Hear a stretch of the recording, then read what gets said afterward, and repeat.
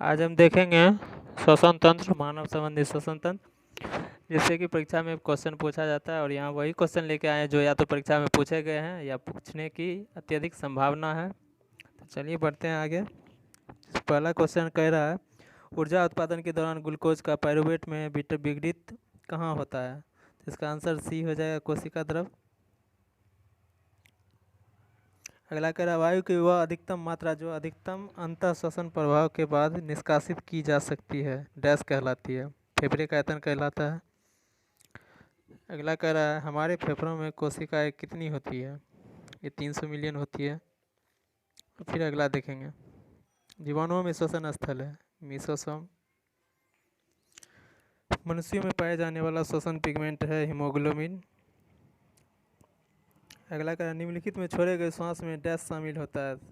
छोड़े गए श्वास में हाइड्रोजन नहीं होता, हीलियम भी नहीं है, जलवाष्प भी नहीं, मुख्यतः नाइट्रोजन सबसे ज़्यादा होता है।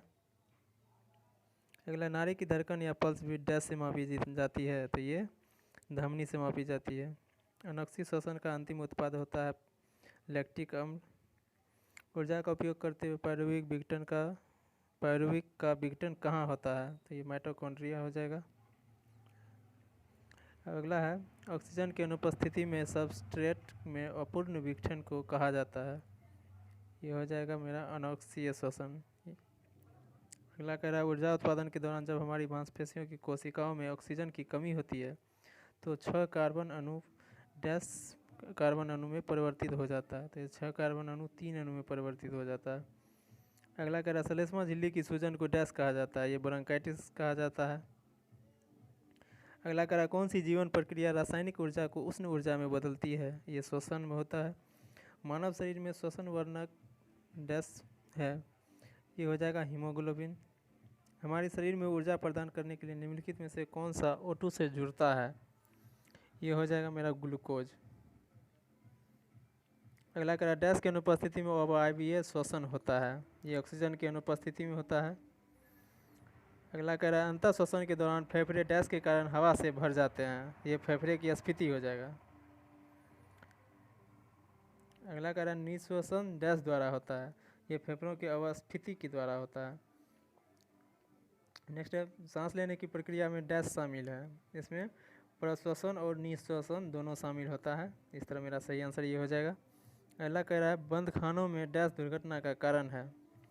बंद खानों में CO2 के उत्सर्जित होते रहता है, इसीलिए CO2 बाहर नहीं निकल पाता है, जिस कारण दुर्घटना का कारण बन जाता है।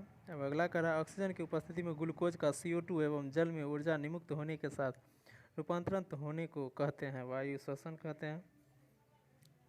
अब अगला है, हमारी छोड़ी हुई सांस की हवा में CO2 की मात्रा लगभग कितनी होती है? तो ये 4% होती है। जब लेते हैं तो 0.03% जाता है और जब छोड़ते हैं तो 4%। अब अगला कह रहा है, कोयला के खान में प्रमुख प्रदूषक गैस है? ये SO2 हो जाएगा। फिर अगला कह रहा है, मनुष्य 1 मिनट में कितनी बार सांस लेता है? ये 16 से 18 बार।